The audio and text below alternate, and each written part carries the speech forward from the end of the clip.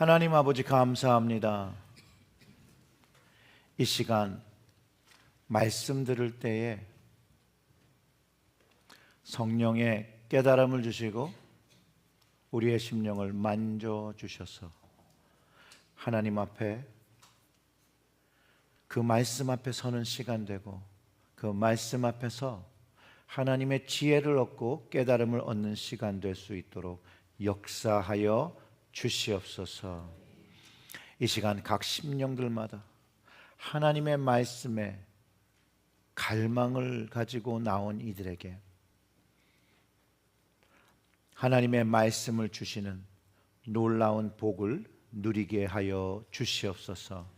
이 모든 말씀 우리 구주 예수님의 이름으로 기도드렸습니다. 아멘, 아멘. 예수님께서 예루살렘 성전이 이제 파괴되는 것이 될 것이다 라고 말씀하셨을 때 제자들은 충격을 받습니다.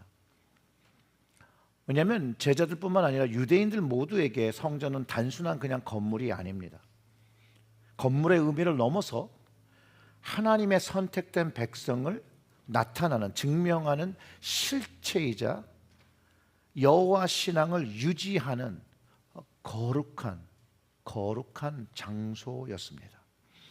이러한 성전이 무너지게 될 것이라는 예수님의 말씀에 제자들은 즉각적으로 두려움과 떨림으로 하나님의 심판의 날이 이를 것이라고 생각하게 되고 그 임박함에 주님께 다시 질문한 내용이 오늘 우리가 읽은 본문입니다. 왜냐하면 구약 성경으로부터 가르쳐온 세상의 마지막, 즉 종말의 때가 왔다라고 인식했기 때문에 베드로와 야고보와 요한과 안드레가 예수님께 좀 심각한 어조로 질문을 합니다. 우리에게 이르소서 어느 때에 이런 일이 있겠사오며 이 모든 일이 이루어지려 할 때에 무슨 징조가 있사오리까? 라고 물어봐요. 제자들이 이렇게 질문해요. 즉 이런 일과 모든 일이라고 말하며 예루살렘의 성전의 파괴와 마지막 때 종말의 심판을 구분해서 주님께 물었다라는 거예요. 제자들은 나중에 이 모든 일이 이루어지려 할 때에 종말의 징조가 무엇인지에 대해서 말하는 것을 통해서 그들이 생각하는 이 종말에 대한 궁금함과 두려움이 담겨 있었다라고 저는 믿습니다. 여러분들은 어떻게 생각하십니까? 종말의 때. 종말 그러면 무섭습니까? 저 역시 주님을 잘 알지 못하고 말씀을 온전히 이해하지 못했을 때 이 종말이라는 것에 대해서 두려움도 있었고 또 부정적인 감정도 많이 있었습니다. 왜냐하면 시한부 종말론, 극단적인 맹신적인 종말론의 그 폐해를 제가 성장하면서 직접 보고 경험하고 많이 들었습니다. 아마 여기에는 모르실 수도 있겠지만 아마 이 날을 기억하시는 분들이 있을 겁니다. 1992년 10월 28일 어떤 날인지 기억이 나십니까? 다미성교회 이장님 목사가 휴거가 온다, 종말이 왔다라고 해서 한국 사회에 아주 큰 혼란을 야기했습니다.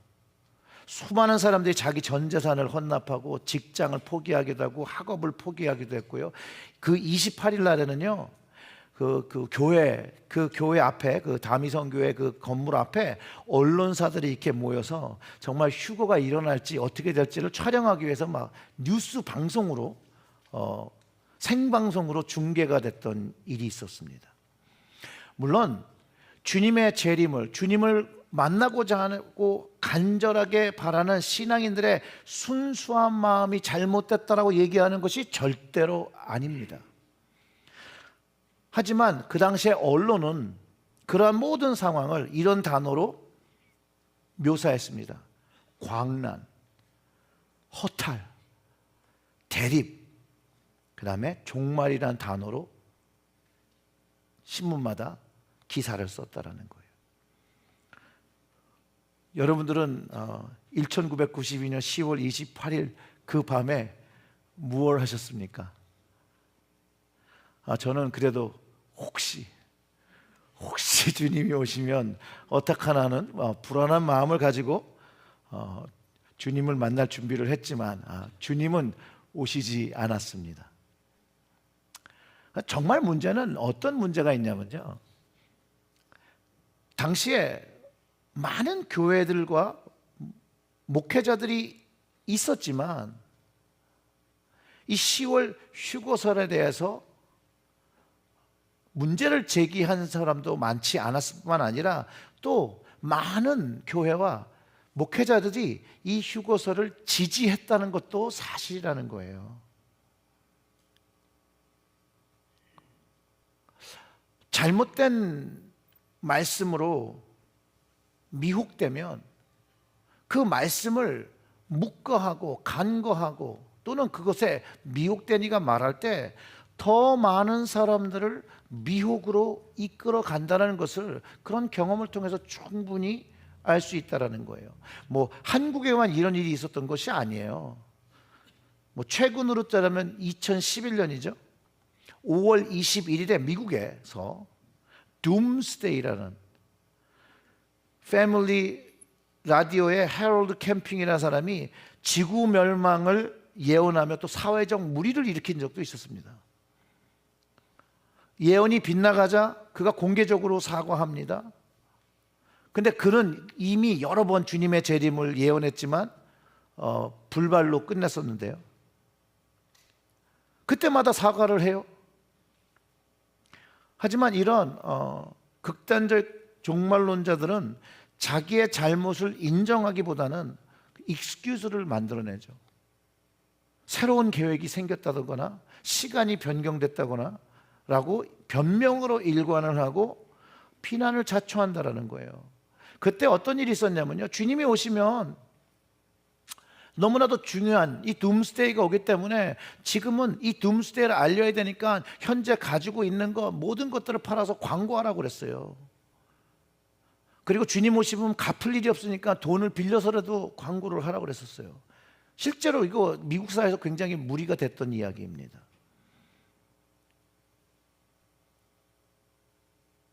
잘못된 분변이죠. 인간이 자기의 연약함을 인정하지 않고 하나님의 뜻과 하나님의 때를 함부로 예측하고 함부로 말할 때 세상에 무리를 일으키고 외려 주님의 말씀과 복음을 가로막는 일들을 하기 시작합니다. 그렇다고 해서 여러분, 종말의 때가 없다는 것이 아닙니다. 주님이 말씀하시는, 성경에서 가르치는 종말의 때는 분명히 존재하지만 그 날과 때는 예수님조차도 알지 못하고 오직 하나님 아버지만 아신다라고 가르쳐 주셨다는 것을 우리는 성경에서 알고 있다라는 거예요. 마태복음 24장 36절에 이렇게 말씀하셨습니다. 그러나 그 날과 그 때는 아무도 모르나니 하늘의 천사들도 아들도 모르고 오직 아버지만 아시느니라고 예수님께서 가르쳐 주셨다니까요.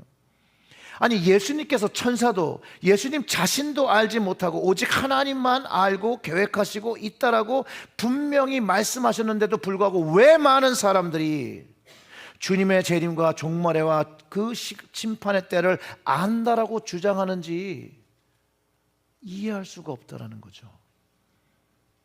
인간의 교만함이 자기 스스로를 특별한 사람으로 대하기 시작할 때 하나님의 때를 안다라고 착각하고 자기 스스로를 특별한 존재로 여기기 때문에 나에게만 가르쳐줬다라고 하며 그것들을 말하기 시작할 때 그들은 사단의 먹잇감이 된다는 거예요. 잘못된 믿음에 빠지고 하나님의 말씀을 함부로 선언하며 자기 혼자 미혹된 거로 끝나지 않고 많은 사람들을 미혹하기 시작한다는 거예요. 예수님께서 그 모든 일이 일어나는 그때 주님 하나님 아버지께서 가르쳐주지 않았다고 분명히 말씀하셨지만 주님께서 분명히 알고 계신 것도 있었다는 거예요.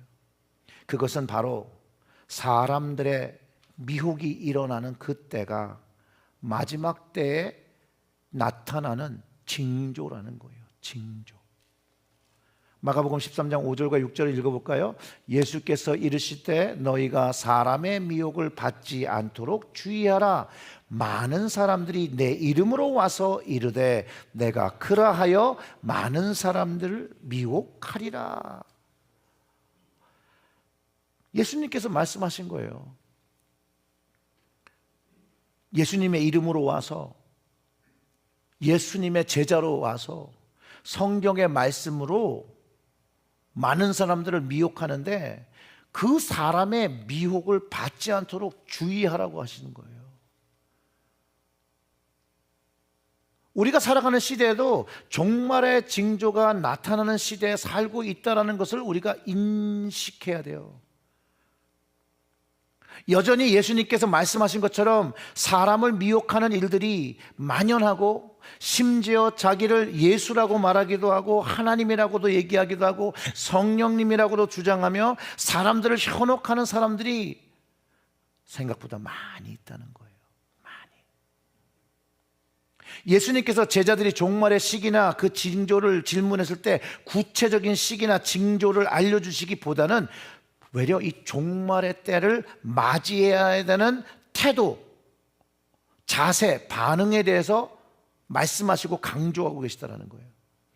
즉 제자들이 종말의 때를 분별하려고 어떻게 해야 되냐라고 물어볼 때 주님은 종말의 때를 분별하기보다는 징조가 나타날 때 어떻게 반응하며 어떻게 살아야 하는지를 가르쳐 주셨다는 거예요. 이 가르침은 마지막 때를 살아가는 우리에게도 동일하게 적용되어야 된다는 거예요. 그래서 우리는 올바른 분별과 말씀과 자세를 가지고 종말의 징조들이 나타날 때 반응하며 살아야 한다는 거예요. 자, 그래서 첫째, 종말의 때를 살아가는 신앙인은 사람의 미혹에 빠지지 않도록 주의해야 한다는 거예요. 사람의 미혹에 빠지지 않기 위해서는 주님의 말씀을 잘 알아야죠. 잘 배워야죠. 그리고 그 말씀에 따라 분별하고 행동해야 된다는 거예요. 극단적 종말론에 빠진 사람들이 성경 말씀에 기록된 주님의 가르침을 기억하고 잘 배웠다라면 성경 말씀과 자기가 아는 것이 모순될 수 없는 진리라는 것을 알 수 있다는 거예요. 그렇다면 사람의 미혹, 휴거의 시간을 안다고 진리인 양 주장하는 것들이 반성경적이며 반하나님적이라는 것을 분명히 알고 그거를 따르지 않았을 거라는 것이죠. 지금도 마찬가지입니다. 사람의 미혹이 여전히 많다라는 거예요. 이단과 사이비가 판치는 세상에 우리는 살고 있습니다, 여러분. 근데 이단과 사이비뿐만이 아니라 제가 그 churchleader.com이라는 그 기독교 신문이 있어요. 인터넷으로 했는데 거기에 이런 기사가 났어요.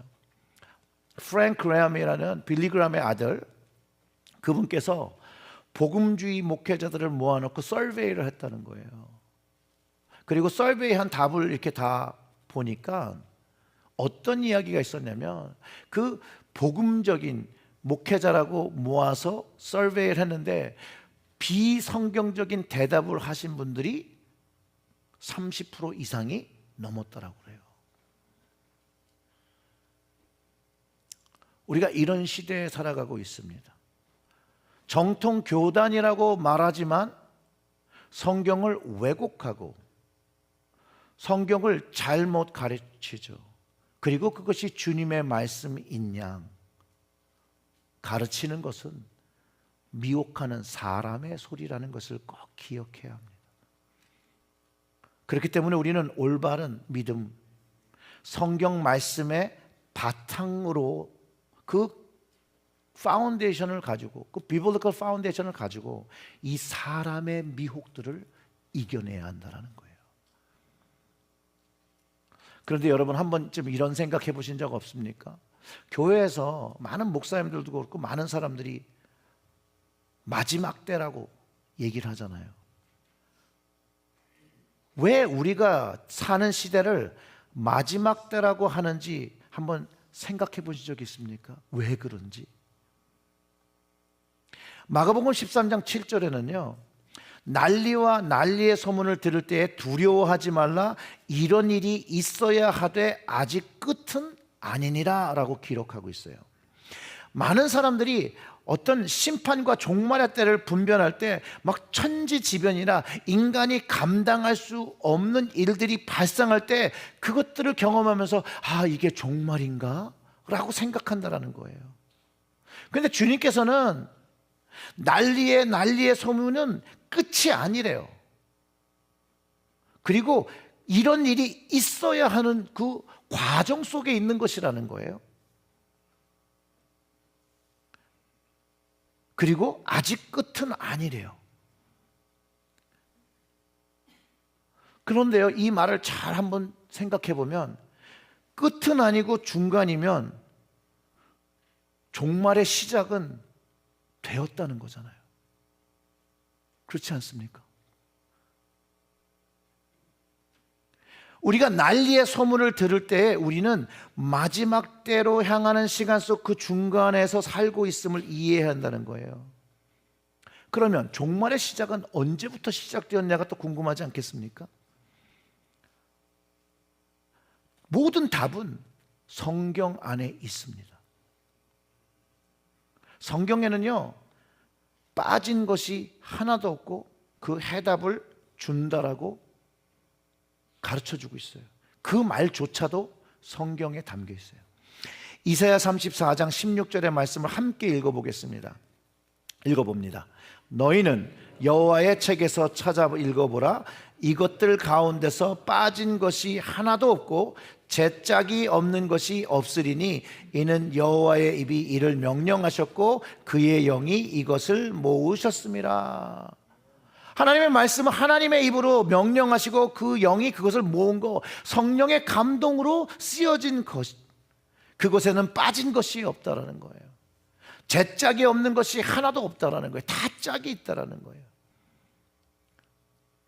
그것뿐만 아니라 하나님께서 말씀하신 이사야 40장 8절의 말씀은 푸른 마르고 꽃은 시드나 우리 하나님의 말씀은 영원히 서리라 하며, 하나님의 말씀은 변하지 않고 영원한 하나님의 말씀을 담고 있다고 가르쳐주고 있다는 거예요.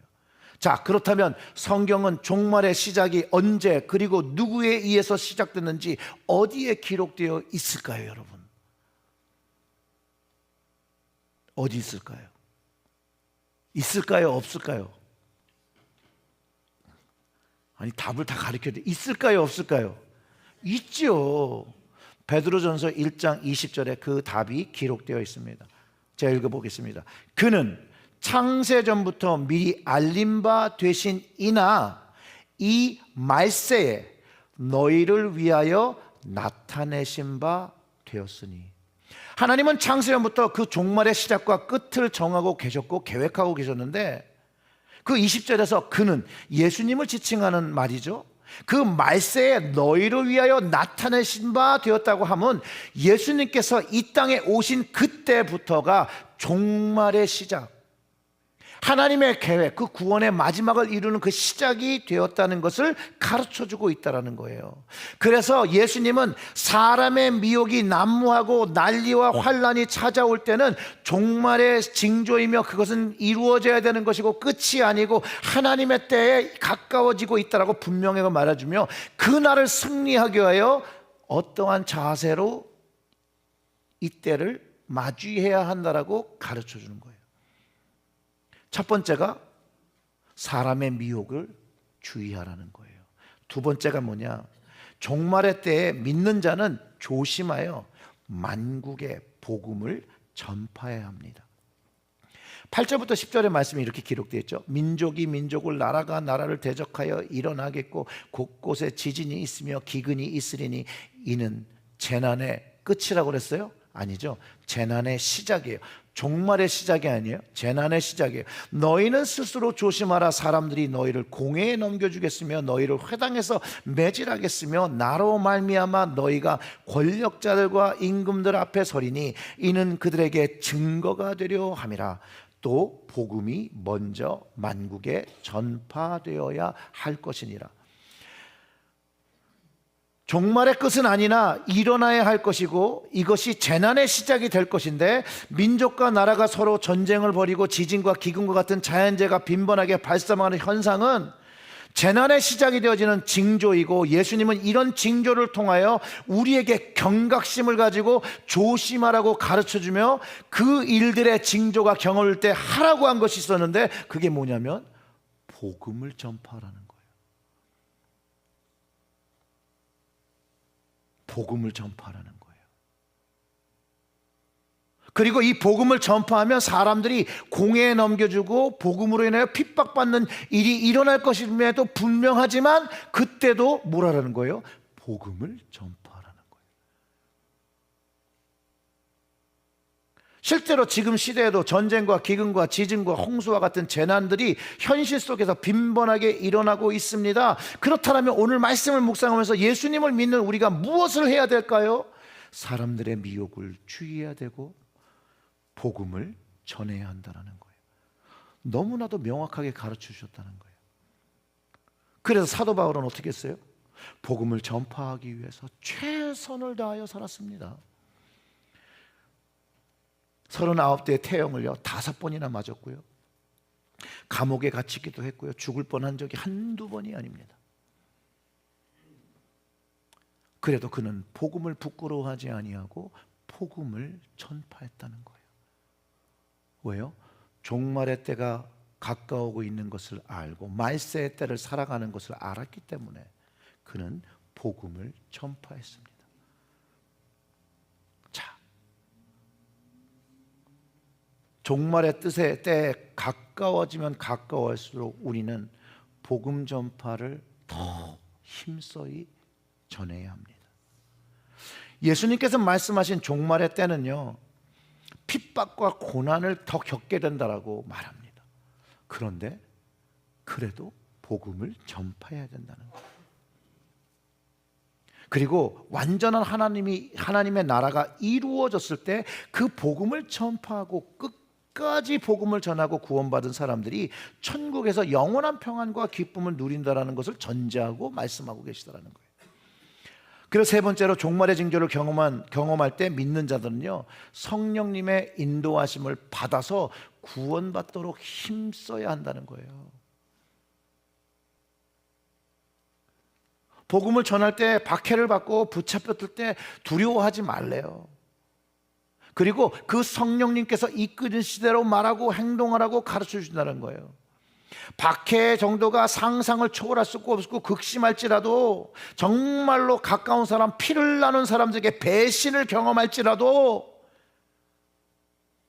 그 어려움을 이기며 신앙을 붙잡을 수 있는 유일한 방법이 성령님을 의지하고 순종하고 견디는 것이라고 예수님께서 가르쳐 주신다는 거예요. 그게 11절과 13절의 말씀이에요. 사람들이 너희들을 끌어다가 넘겨줄 때 무슨 말을 할까 미리 염려하지 말고 무엇이든지 그때에 너희에게 주시는 그 말을 하라. 말하는 이는 너희가 아니요 성령이시니라. 형제가 형제를, 아버지가 자식을 죽는 데 내어주며 자식들이 부모를 대적하여 죽게 하리라. 또 너희가 내 이름으로 말미암아 모든 사람에게 미움을 받을 것이나 끝까지 견디는 자는 구원을 받으리라. 끝까지 복음을 전하는 자는 구원을 받으리라는 말과 동일한 말입니다. 복음을 전할 때 박해받는 시대가 온다는 거죠. 그 때가 마지막이 될수록 더 심각해지고 상상을 초월할 수 없는 시간이 된다는 거예요. 그때에 성령이 계시다라는 거예요. 그리고 성령님께서 내주하시며 말씀해 주신다라는 거예요. 그 순간순간, 어려운 순간에 함께 하심을 가르쳐 주시고, 물론 안타깝게도 박해가 되면 형제가 형제를 고발하고 아버지가 자식을 죽는 데다 내어주기도 하고, 자식들도 부모를 대적하여 죽게 하는 그런 안타까운 일이 일어날지라도 우리는 말세의 징조를 경험할 때 복음을 전해야 한다는 거예요. Period. 복음을 전해야 돼. 너무 심각하신데, 그러니 자식 키워봐 소용없겠죠? 예수님을 믿는 믿음을 가진 것 때문에 받아야 할 고통이 있다는 거예요. 근데 이 고통은 예수님께서 십자가에서 받으신 고통을 우리도 지는, 함께 나누는 일이 된다는 거예요. 예수님께서 그렇게 말씀하셨잖아요. 예수님을 따르기 위해서 어떻게 해야 되냐고 했을 때 자신을 부인하고 자기 십자가를 지고 따르라고 하잖아요. 주님을 나의 구주로 고백하며 구원을 경험하고 살아가는 사람들은 주님을 위해서 끝까지, 사람들이 싫어할지라도, 미움을 받을지라도 유대와 땅끝까지 복음을 전하기 위해서 복음을 전해야 한다는 거예요. 그런 이들이, 주님을 위하여 견디는 이들이 구원을 받게 된다고 주님께서 말씀하신 거죠. 그리고 그 일들이 잘 이루어질 수 있도록 우리에게 성령님께서 함께 하신다는 거예요. 성령님께서. 주님의 이름을 위하여 복음을 전하여 박해받는 사람들은 성령의 도우심을 받아 견디고 인내할 수 있다는 거예요. 종말의 징조가 나타나고 종말의 끝을 향해서 갈 때 우리는 모든 징조를 경험하면서 하나님이 가장 기뻐하시는 그 영혼 구원을 위하여 복음을 전하고 성령님을 쫓아 그분의 말씀을 따라 순종하며 살아야 한다는 거예요. 말씀을 정리합니다. 예수님께서 종말의 때에 다양한 징조들이 나타날 것이라고 말씀하셨습니다. 이런 징조들은 우리에게 두려움을 주고 피하라고 하는 것이 아니라 마지막 때를 분별하고 올바른 자세로 준비하고 그것을 이기라고 주신 말씀이라는 거예요. 종말의 때에 우리는 다음과 같은 자세를 취해야 됩니다. 첫째, 종말의 징조를 경험하며 살아가는 구원받은 사람은 사람들의 미혹, 그 말에 빠지지 않도록 주의해야 되고, 두 번째, 조심하여 만국에, 천하 만국에 복음을 전파해야 합니다. 그리고 성령님의 인도하심을 따라 말과 생각과 행동을 하며 구원받고 구원을 전파하는데 끝까지 힘써야 합니다. 그렇기 때문에 우리는 깨어 있어야 합니다. 기도해야 합니다. 말씀을 배워야 합니다. 성경의 말씀에 종말의 끝이 있다라고 기록하고 있습니다. 그 시기와 방법은 오직 하나님 아버지만 아십니다. 그러기에 우리는 하나님 말씀에 깨어서 미혹을 승리하고 최선을 다하여 천하 만방에 복음을 전파하고 성령님의 인도하심을 구하며 복음을 끝까지 성령님이 주시는 말씀으로 전파할 때 우리가 최후 승리를 한다라고 가르쳐주고 있는 것입니다. 사랑하는 성도 여러분, 오늘 이 말씀, 주님께서 우리 각자에게 주시는 말씀으로 여러분 가슴 속에 새기시고 순종하여 징조들을 발견할 때 복음 전파하시는 여러분들이 되시길 주님의 이름으로 축원합니다. 아멘. 기도하겠습니다. 하나님 아버지, 감사합니다. 오늘 이 주신 말씀을 가지고 이 말씀을 가슴속에 새기며 살아가는 저희들이 되어질 수 있도록 주여, 주께서 역사하여 주시기를 간절히 소원합니다. 이 말씀을 가지고, 주님의 말씀, 성경의 말씀을 가지고 사람들의 미혹에서 승리하게 하시고, 주님 말씀하신 하나님 기뻐하시는 그 천하보다 귀한 영혼들을 구원받게 할 수 있도록 복음 전파하게 하시고, 그 복음 전파에서 현장에서 경험되어지는 모든 박해와 미움과 힘듦을 성령의 인도하심과 함께하심으로 승리하는 저희들이 되게 하여 주시옵소서. 이 모든 말씀 우리 구주 예수님의 이름으로 기도드렸습니다. 아멘.